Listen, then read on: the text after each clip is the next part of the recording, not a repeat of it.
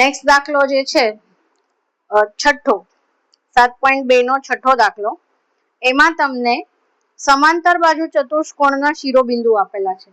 ક્રમિક શિરોબિંદુઓ એટલે જેમ મેં પહેલા કીધું હતું એમ આવી રીતે આમ, એટલે અહીંયાથી સ્ટાર્ટ કરો તો આમ ઝિગઝેગ નહીં જવાનું કે આમ કર્યું પછી આમ કર્યું એમ નહીં, યા તો આમ જાઓ યા તો આમ જાઓ, કોઈ પણ રીતે. બરાબર? તો એના તમને શિરોબિંદુ આપેલા છે. એમાં અહીંયા બી નો શિરોબિંદુમાં વાય યામ મિસિંગ છે અને સી ના શિરોબિંદુમાં એક્સ યામ મિસિંગ છે. તો એ તમારે ગોતવાના છે.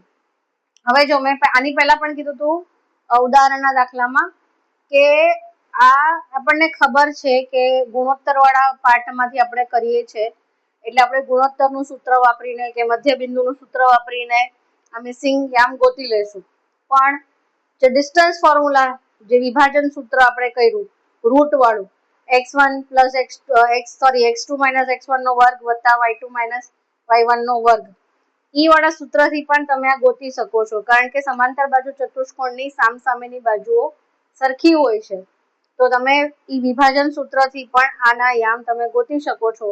પણ આપણે 7.2 ની એક્સરસાઇઝ કરીએ છીએ, સ્વાધ્યાય કરીએ છીએ, તો એમાં વિભાજન સૂત્ર છે અને આપણને ખબર છે કે સમાંતર બાજુ ચતુષ્કોણના વિકર્ણો એકબીજાને દુભાગે છે. અગેન હું કહીશ, દુભાગે છે, સરખા નથી હોતા, પણ બંનેનું મધ્યબિંદુ એક જ હોય છે. બરાબર છે? તો એસી નું જે મધ્યબિંદુ હશે એ જ બીડી નું પણ મધ્યબિંદુ હશે. આ બીડી છે, આ બી નથી, આ 3 છે. તો બીડી નું જે મધ્યબિંદુ છે એ જ એસી નું મધ્યબિંદુ હશે. તો પહેલા આપણે એસી નું મધ્યબિંદુ શોધવાની કોશિશ કરીએ. તો એસી નું મધ્યબિંદુ આપણે એમ રાખીએ, એ રાખીએ, કારણ કે અહીંયા એક્સ અને વાય આપેલા છે તો કન્ફ્યુઝન ન થાય એના માટે. તો a બરાબર x1 પ્લસ x2 એટલે આ 1 plus x upon 2 is equal to મતલબ આ જવાબ આવશે. અને એક સેકન્ડ, હા આ જવાબ આવશે.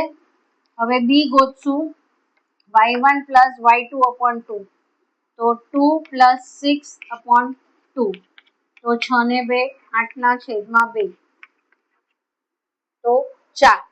બરાબર છે? તો અહીંયા આગળ એ આપણને શું મળ્યું? 1 પ્લસ એક્સ અપોન 2 અને બી મળ્યું 4. બી બરાબર 4. હવે એમ કન્ફ્યુઝ નહીં થવાનું કે હવે શું કરશું. આ ગોઈતું આપણે એસી નું, હવે બીડી ના મધ્યબિંદુ, બીડી નું મધ્યબિંદુ પણ આ એ જ આવશે. તો એ બરાબર અહીંયા કોઈ પણ તમે લઈ શકો છો, 3 plus 4 x1 plus x2 upon 2. બરાબર? મેં કઈ મિસ્ટેક નથી કરી ને? નહીં. x1 પ્લસ x2 અપોન 2 એટલે 7 અપોન 2 અને b બરાબર 5 પ્લસ y અપોન 2. બરાબર? હવે તમે શું જોઈ શકો છો કે અહીંયા a ની અંદર x છે, અહીંયા a ની એકચ્યુઅલ કિંમત છે, અહીંયા b ની અંદર એકચ્યુઅલ કિંમત છે અને અહીંયા b is equal to y વાળો પદ છે. તો હવે શું કરવાનું? આ બંને બી આ જ છે અને આ બંને એ પણ આ જ છે. તો શું કરશું? અહીંયા આગળ આપણે ગોતવા માટે હું ચોક બદલું છું જેથી તમને જોવામાં પ્રોબ્લેમ ના થાય. આ એની કિંમત અને આ એની કિંમત સામસામે મૂકવાની. 1 plus x upon 2 is equal to 7 upon 2.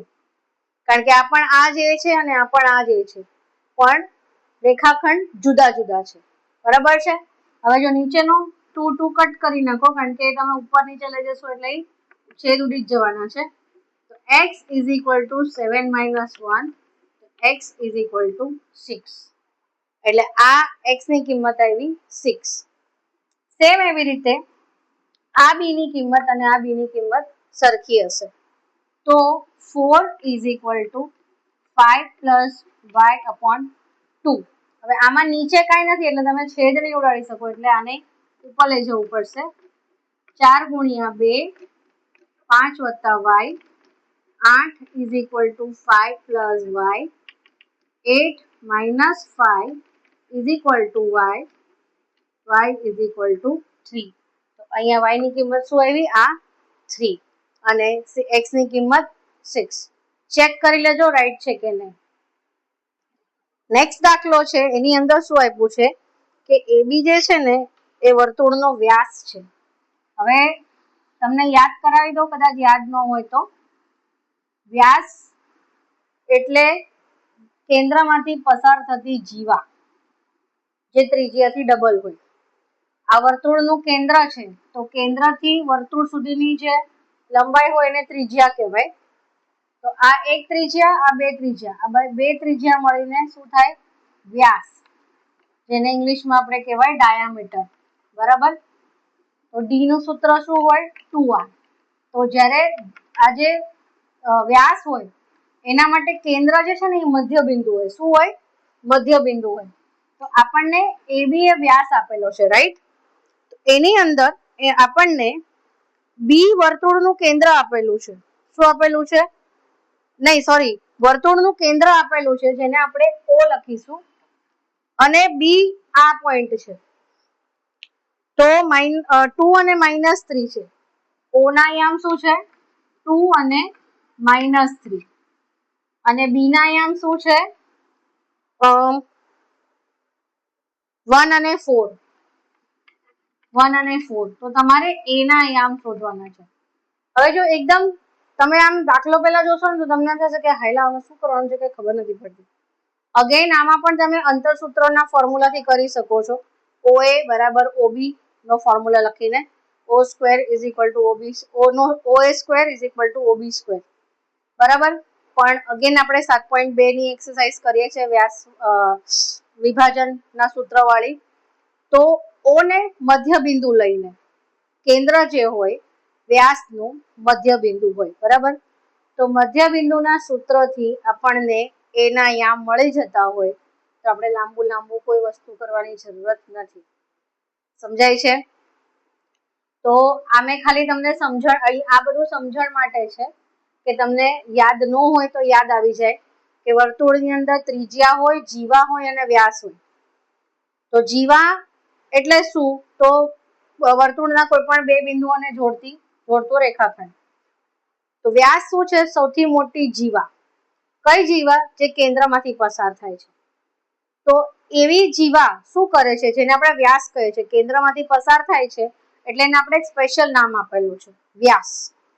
તો એ વ્યાસની સ્પેશિયાલિટી શું છે? કેમ સ્પેશિયલ છે? એક તો એ કેન્દ્રમાંથી પસાર થાય છે, અને જે ત્રિજ્યા છે, ત્રિજ્યા એટલે શું? કેન્દ્રથી લઈને વર્તુળ સુધીનું રેખાખંડ. તો ત્રિજ્યા કરતા ડબલ છે. આ જે વ્યાસ છે એ ત્રિજ્યા કરતા ડબલ હોય છે. જે મેં અહીંયા લખ્યું છે 2r. r એટલે રેડિયસ. ઇંગ્લિશમાં ત્રિજ્યાને શું કહેવાય? રેડિયસ. તો આ એક ત્રિજ્યા અને આ બે ત્રિજ્યા એને ભેગા કરો એટલે એક વ્યાસ બને. તો હવે એવા કેસની અંદર આ જે કેન્દ્ર બિંદુ છે, કેન્દ્ર છે, એ વ્યાસનું મધ્ય બિંદુ બની છે. સમજાય છે? તો O જે છે એ મધ્ય બિંદુ થઈ ગયું. આ શું થઈ ગયું? મધ્ય બિંદુ.